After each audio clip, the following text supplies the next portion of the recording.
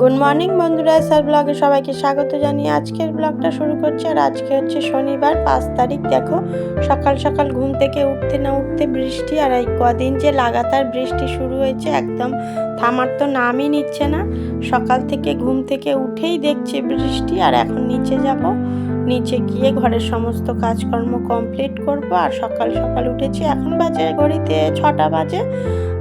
ওঠার পরে দেখছি যে বৃষ্টি হচ্ছে। আর এখন নিচে গিয়ে ঘরের সমস্ত কাজ করব, খাওয়া দাওয়ার জোগাড় করব।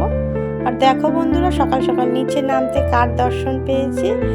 ও রাত্রের মধ্যে মনে হয় এসেছিল, সকালবেলা ঘর এসেই দেখছি ও ওখানে বসে রয়েছে। আর দেখো ওকে তুলে রেখে দিয়েছি। আর এই যে সকাল সকাল আজকে যেহেতু শনিবার, সকাল সকাল ঘরের বাসি কাজকর্ম সারার পরে একবারে স্নান সেরে পুজোটা দিয়ে নিয়েছি। এখনও সকালের রান্না কিছুই হয়নি, পুজোটা দিয়ে নিয়েছি। ভোগটা তুলে নেব, নিয়ে তারপরে সকালের রান্না করব। আর আজকে দিয়েছিলাম গাছের কাঁঠাল, আজকে আগের দিন একটা দিয়েছিলাম। আর আজকে গাছের 4-5টা কাঁঠাল হয়েছিল, আজকে শেষ, ওই জন্য আগে ভগবানকে দিয়ে নিলাম। শেষ কাঁঠালটাও দিয়ে নিলাম, নিয়ে তারপরে দেখো সকাল সকাল বাজার এসে গেছে। বাজার থেকে নিয়ে এসেছে পনির। আজকে শনিবার নিরামিষ রান্না হবে, তাই জন্য পনির হবে।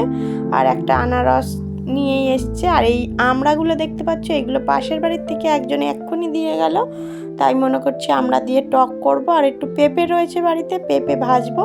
তাহলে সমস্ত কেটে কুটে গুছিয়ে নিই, তারপরে রান্না শুরু করে দেবো। আর দেখো বন্ধুরা, এখন রান্না শুরু করে দিয়েছে। আর এখন বাজে ঘড়িতে 11টা, এই 11টা 10-15 মতন হয়েছে। সকালে টিফিন করলাম, তারপরে গিয়ে রান্না জোগাড় টোগাড় করলাম। তারপরে আর এখন পনির ভাজবো।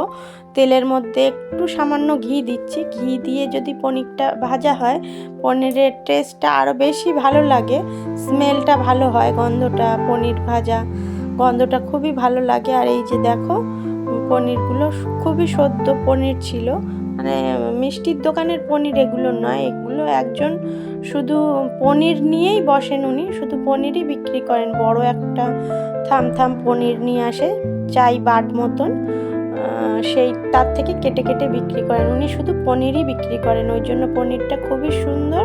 ওখান থেকেই সাধারণত আমাদের পনির খাওয়া হলে ওখান থেকেই নিয়ে আসা হয়।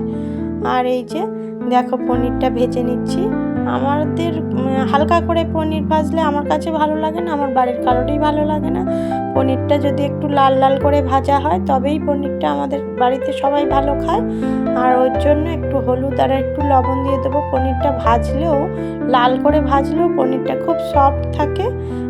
অনেক পনির আছে রাবারের মতন শক্ত হয়ে যায়, কিন্তু এই পনিরটা একদমই তা নয়। খুব হালকা হাতে ভাজতে হয়, অল্প অল্প পনির দিয়ে ভাজতে হয়, কিন্তু পনিরটা ভাজা হলেও খুবই সফট থাকে। আর দেখো পনিরটা তাহলে ভেজে নিই। আর ওই পাশে বসিয়েছি আমড়া যে কেটেছিলাম, সেই আমড়াগুলো টক করব বলে বসিয়েছি। পাতলা একদম জলের যেরকম আমের টক বানাই, ওরকমই করে করব, পাতলা আমের টক। আর এপারে দেখো পেঁপে ভাজা বসিয়েছি। এটা অনেকে মনে করে যে এটা আলু ভাজা, কিন্তু নয়, পেঁপেগুলো একদম ছোট্ট ছোট্ট করে কাটবো। আর ওতে একটু কাঁঠালের বীজ দিয়ে ভেজেছি। আর দেখো এই যে পনিরটা মোটামুটি অনেকটাই ভাজা করে ফেলেছি। আর আলু টালু সমস্ত কাটা হয়ে গেছে, তাহলে দেখতে থাকো।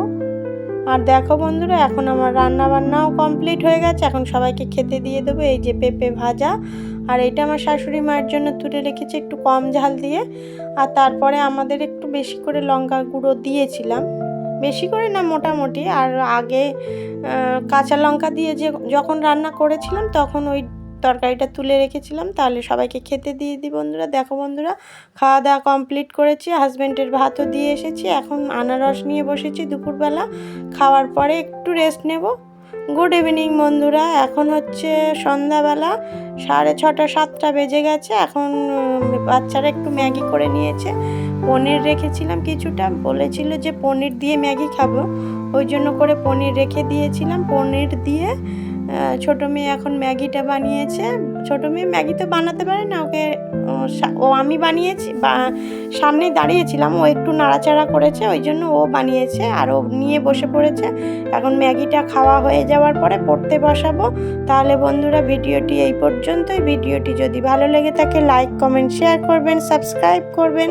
দেখা হচ্ছে নতুন একটা ভিডিওর সঙ্গে, ততক্ষণের জন্য টাটা।